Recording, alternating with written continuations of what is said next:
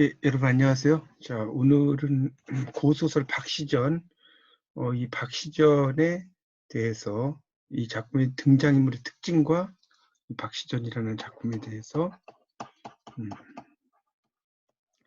이 소설의 등장인물의 특징, 그다음에 작품의 의미, 자, 이것에 대해서 한번 공부를 해보도록 하겠습니다. 일단 이 박시전이라고 하는 작품은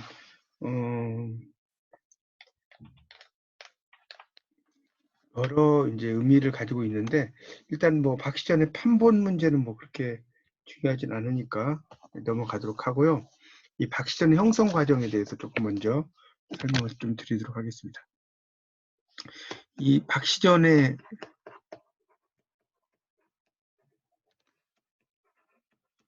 이 형성 과정을 보면 이게 이제 불교설화죠, 불교설화. 불교설화인 그런 그 추녀 금강의 고사죠. 추녀 금강의 고사와 그 일반설화죠, 나중 미부설화. 그다음에 이런 그 작품하고, 그다음에 이제 중국 소설 중에 황부인전이라는 작품이 있어요. 이런 영향을 받았는데, 이 황부인은 제갈공명의 부인입니다. 부인이고, 이 나중미부설화는 요즘 우리가 흔히 말하는 이제 우렁이색 시죠. 그런 이야기고요. 그다음에 추녀금강의 고사, 자, 이런 것들이 결합이 된 작품이다라고 볼 수가 있겠습니다.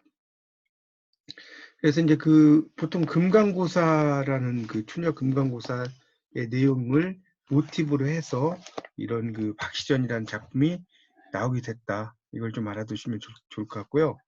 그래서 이제 그 추녀 금강고사의 내용을 보면 추녀 금강고사죠.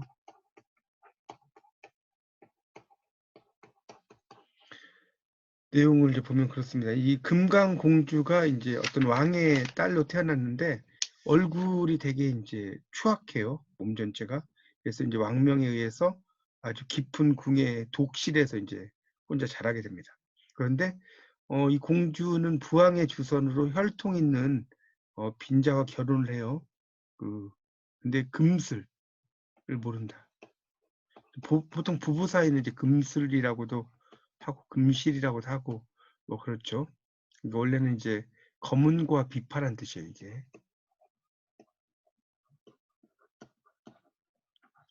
그러다가 이제 그 공주는 부왕의 주선으로 이제 결혼했는데 금슬을 모르죠.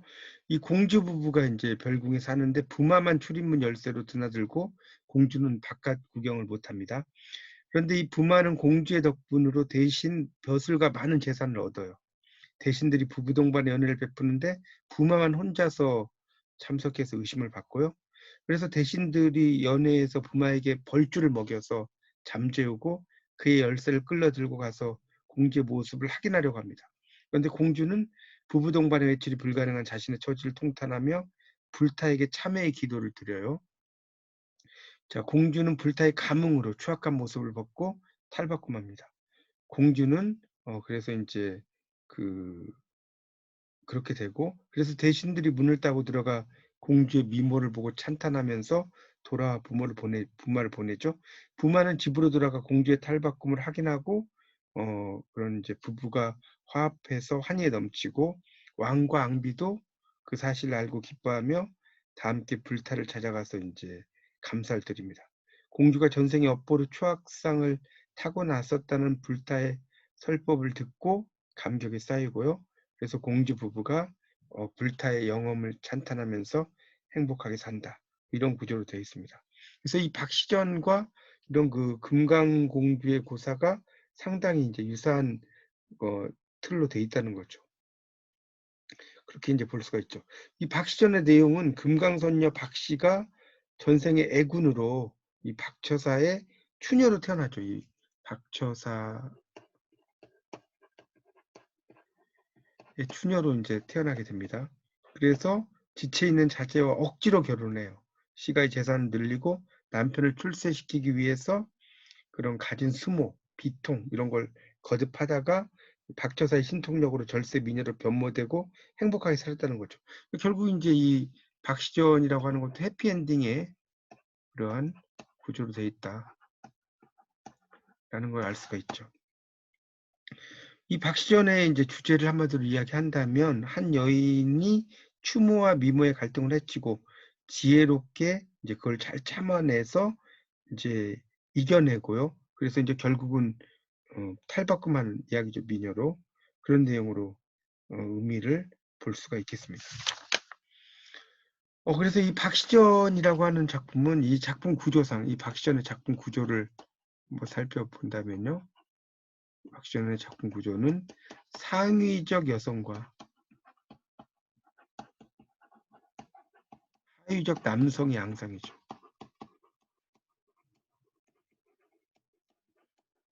자, 이게 이제 아주 중요한 구조죠. 상위적. 그러니까 원래 이 상위적인 여성이죠. 그러니까 이 박시전의 주인공은 상위적인 여성, 그 다음에 하위적인 남성의 양상이다. 이렇게 볼 수가 있습니다. 그래서 이제 이런 그 영향을 미친 일반 설화가 이제 일종의 바보 온달 설화, 여러분 잘 아시는. 이게 있죠? 상위적 여성과 하위적 남성이죠. 또 서동설화. 그 다음에 나무꾼과 선녀죠. 선녀 나무꾼이라고도 하고요. 그런 것들이 있죠.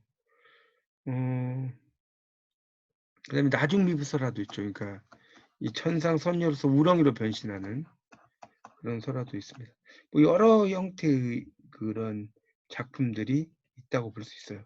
근데 특히 이제 이 복진 며느리 설화가 있는데 이 복진 며느리 설화는 이런 그것의 이제 공통적인 요소 이런 것과도 또 연결된다는 건데 이렇게 되죠. 이 복 없는 양반 아들과 복 있는 백정 딸이 결혼하고요. 여인이 시가에서 쫓겨납니다. 자, 집을 떠나온 며느리가 숙구의 총각을 만나고요. 또 여자가 금을 발견하고 아내의 지시로 금을 처분하고 부부는 부자가 되고 여자가 거지잔치를 하고요. 여자가 본 남편과 만나 시가로 돌아가서 다시 부자가 된다. 이런 내용이죠. 그러니까 이 복진 며느리라고 하는 것은 일종의 지인지감이라고 하죠. 지인지감. 사람을 보는 눈. 이런 지인지감이 있는 시부가 그런 며느리가 신분적 제약으로 남편에게 이제 내쫓김을 당하지만 실현해서 이제 금으로 부를 축적을 하고 해고한다는 내용이죠. 그런 내용입니다. 자, 그래서 이제 이 박시전의 필수적인 내용은 일단 뭡니까 박씨와 시백의 혼약이죠. 그리고 결혼. 그리고 불화. 그리고 탈갑. 그러니까 갑을 벗었다는 뜻이죠. 그리고 화합을 해서 국난을 극복하죠. 국난을 극복합니다. 뭐 이런 내용으로 되어 있다는 걸 알 수가 있어요. 그래서 이제 불화라고 하는 것으로 인해서 분리 그리고 실현 재결합 이렇게 되어 있습니다. 그래서 이런 황부인전과 박시전이 상당히 유사한 점들이 많이 있습니다. 상당히 내용들 의미로 볼 때 그렇게 이제 볼 수 있죠. 그 황부인은 아까 말씀드렸지만 제갈량의 부인이고요. 전반부 이제 이 황부인전도 본다면 이 전반부 이 황부인과 제갈량의 이제 결혼담이죠. 결혼담이라고 볼 수가 있습니다. 그래서 이제 주로 이제 황부인의 이제 연관이 이제 많이 있고요. 이 후반부는 이 황부인전의 후반부 이 작품의 후반부는 어떻습니까? 이 후반부에서는 유비의 삼고초려죠. 유비가 제갈공명을 3번 찾아갔다는 거죠. 초가집을. 그래서 이제 제갈량의 활약이 중심입니다. 여기서 이제 제갈량의 활약이 중요하죠.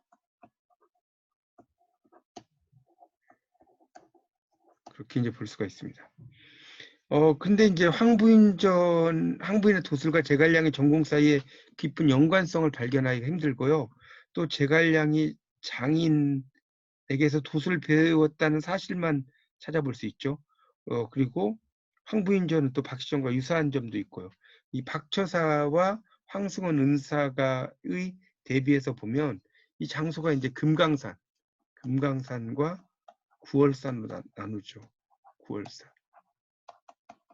이 박시전은 당연히 이제 우리나라 거죠. 박시전은. 황부인전은 중국의 배경을 뒀고요. 그런 거라든가 또 그 박처산 선인으로 황승원은 은사로 묘사돼요. 여기서 나오는 이제 박처사와 황승원이 있는데 선인이라는 것은 이제 그 신선 선자의 사람 인자죠. 은사라는 것은 스물은자에다가 선비사자죠. 자, 그렇게 이제 묘사가 돼서 유사하고요. 또 결혼에서는 박처사가 찾아와서 구원하고 태길까지 해서 결혼하려고 하는 거고요. 황부인전에서는 꿈의 도사의 계시로 제갈량이 구원하고 황처사가 태길하고 또 탈갑하는 대목을 보면 이 박시전은 그 결혼 후 13년 만에 박처사가 딸의 집에 와서 처사가 직접 손을 들어 가리키며 주문을 내오죠. 그리고 목욕 제기하고 탈갑하의 허물을 옥함에 넣어서 보관하거나 묻거나 하는데 황부인은 결혼 이튿날 밤에 깊은 때 선관이 돼요. 선관이 주는 대추 많은 한약을 그 향이 나는 차에 타서 먹고 경국지색이 된다는 거예요. 아주 아름다운 여인이 된다는 소리죠. 그런 것들도 있습니다. 그리고 도술에서도 보면 이 박씨는 결혼 후에 박대에 못 이겨서 후원에 초당을 지어놓고 아주 야윈 말을 사다가 그 천리마로 키워서 팔고요. 또 연적을 얻어서 남편 20액을 장원급제시켜요. 그러니까 일종의 연적이라는 게 벼루죠. 그래서 이제 벼루를 갈면 시제가 떠오르는 거예요. 과거에서는 이제 보통 시제가 중요하죠. 그렇게 이제 된다고 볼 수 있습니다. 그런 뭐 내용들이 이제 쭉 나오고요. 그래서 이 박시전의 창작 동기는 이 창작 동기가 중요한데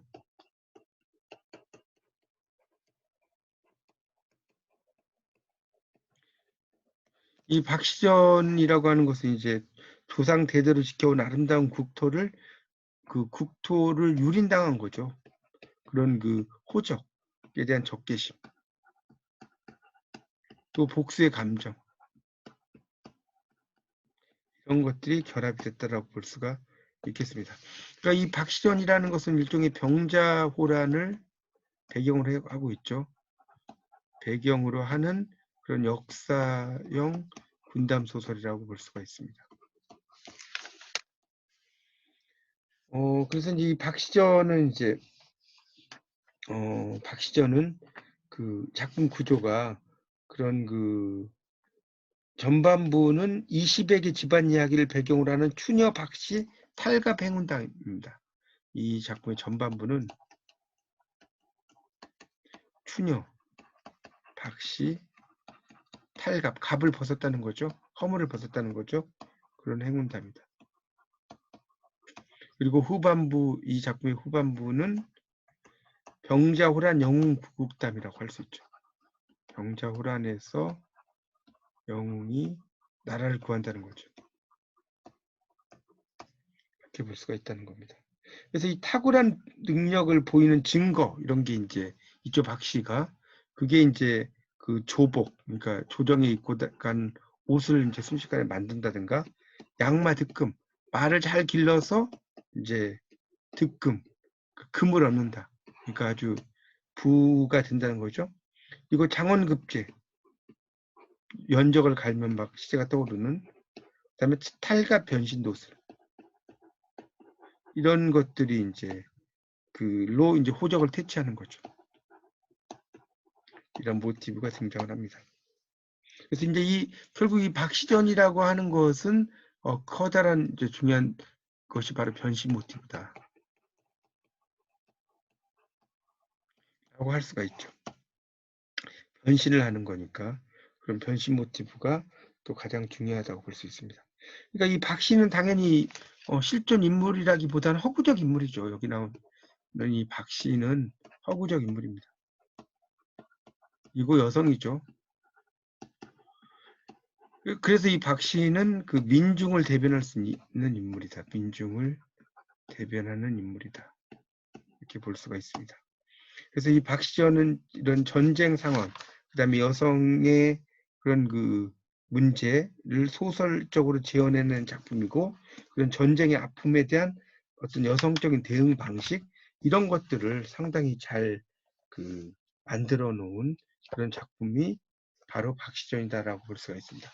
그래서 이 실질적으로 이제 전쟁에서는 지게 됐죠. 박씨 그가 이제 대신해서 싸우게 되지만 우리가 실제로 이제 병자호란에서는 지게 되는 거죠. 그래서 이제 그런 그 내용들을 가지고 쭉 설명을 하고 있다라고 볼 수가 있습니다. 그래서 이 박씨전이라고 하는 작품은 상당히 이제 그런 것들의 의미를 여러분이 염두에 두시고 좀 보시면 좋을 것 같습니다.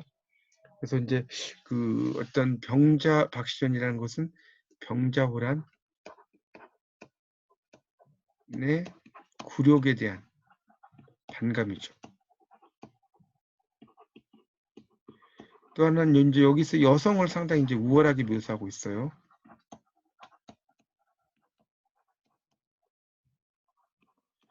자, 이렇게 볼 수가 있을 것 같고, 그래서 이제 이 그런 내용들이 이제 또 상당히 또 중요합니다. 그렇게 볼 수가 있다는 것도 좀 여러분이 알아두시면 좋을 것 같습니다.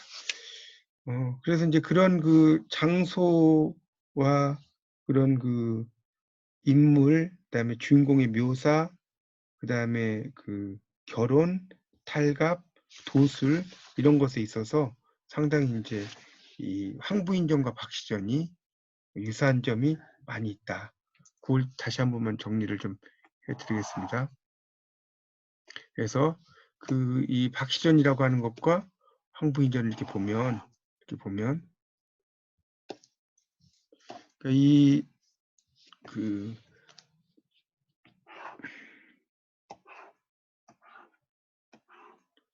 박씨전, 그다음에 황부인전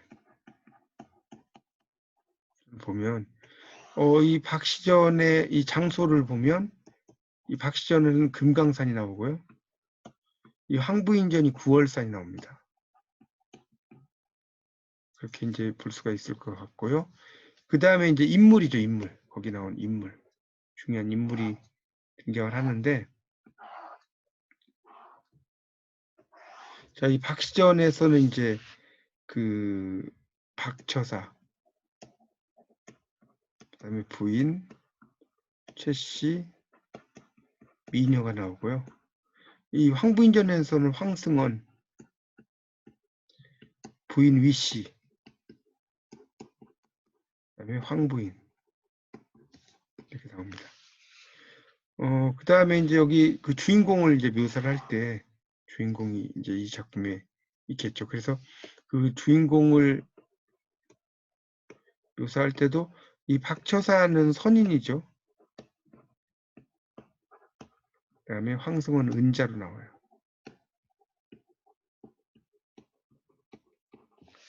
자, 그 다음에 이제 결혼을 이렇게 보면 이 작품에서 그 결혼을 이제 하는 것으로 보면 이제 박처사가 찾아와서 구원하는 거죠. 박처사가.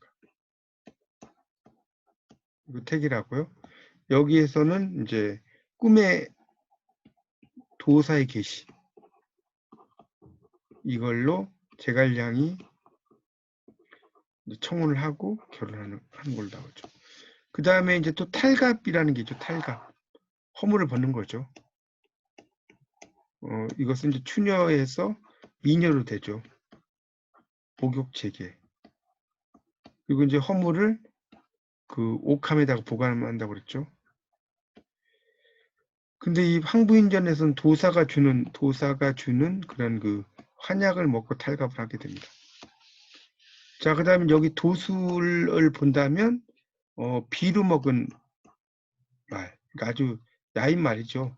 이걸 천리마로 키우고요. 그 다음에 두 번째는 연적이라고 그랬죠. 연적을 갈면 시제가 떠오른다고 그랬죠. 그 다음에 그 호국의 미녀 자객이 올 것을 알고 미리 퇴치하는 거죠. 근데 이 황부인전에서는 이제 찢어진 옷을 찢어진 옷을 막 순식간에 또 깁는다든가, 그 다음에 밤새 걸어도 문을 벗어나지 못하게 이렇게 뭐 한다든가, 이런 그 도술적인 요소가 많이 등장한다라고 볼 수가 있겠습니다.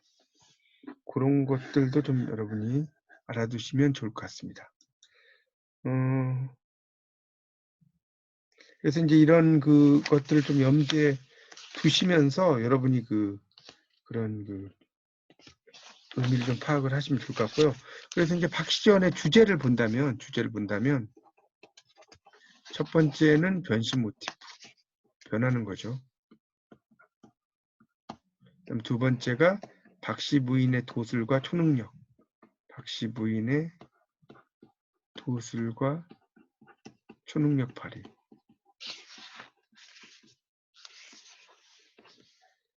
라고 볼 수가 있겠고요. 그 다음에 이제 세 번째는 어떤 민족의 주체성 고양. 이런 게 있죠. 그런 것들이 있습니다. 근데 이제 이 내용 자체가 조금 황당무계한 내용이 많습니다. 이 박시전을 보면. 그래서 이 내용의 황당무계로 그런 어떤 사실성과 역사성, 이런 것들이 좀 훼손이 되었다는 것이 좀 박시전의 단점이라고 볼 수가 있습니다. 그래서 여러분 이제 이런 내용들을 좀 염두에 두시고요. 중요한 것은 이 박시전의 내용을 좀 정독해서 꼼꼼하게 좀 잘 하나씩 읽어보신 다음에 이제 이런 내용을 염두에 두시면서 리포트를 좀 완성을 하시면 좋을 것 같습니다. 리포트. 그 리포트를 보면 이제 고소설 박시전을 읽고 등장인물의 특징, 작품의 의미에 대해서 서술하시오. 이렇게 나왔죠. 그래서 아까 지금 말씀드린 걸 좀 토대로 쓰시는데 논문의 형식을 갖춰서 서술형, 단답형이 아닌 서술형으로 쓰라는 것이고요. 그 다음에 이제 각주라든가 참고 논저 이런 것도 쓰고, 또 교재에 소개된 참고 논제를 활용해서 작성하되 자신의 견해 이런 걸 쓰라는 게 중요합니다.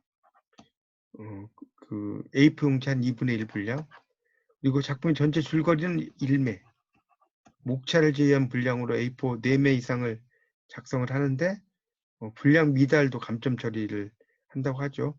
그러니까 줄거리를 1매, 그 다음에 이제 나머지는 그것과 관련된 이 작품의 등장인물의 특징과 작품의 의의를 여러분이 쭉 쓰시면 될 것 같고요. 한글 워드 파일로 제작을 하시고, 또 이제 그 자료를 서로 상호간에 학생들 간에 봐서 그대로 쓰면 표절로 인정을 한다. 이런 식으로 되어 있습니다. 그러니까 하여튼 중요한 것은 여러분이 이런 박시전이라는 작품을 꼼꼼하게 최소한 두 번, 세 번 정도 이상은 읽어보신 다음에 이 관련된 어떤 논문이라든가 이런 것들을 좀 찾으시면 좋은데, 논문 리스트라고 다음이나 네이버에서 논문 리스트라고 이렇게 클릭을 하시면 거기에 이제 여러 논문들이 이렇게 있어요. 그러면 한번 박시전 이렇게 검색을 하셔서 관련된 뭐 자료라든가 이런 걸 찾으셔서 좀 같이 그걸 토대로 해서 여러분이 쓰시면 크게 어려움은 없을 것 같습니다. 그래서 잘 정리하셔서 좋은 결과 있으시기 바랍니다. 자, 이상 마치겠습니다. 감사합니다.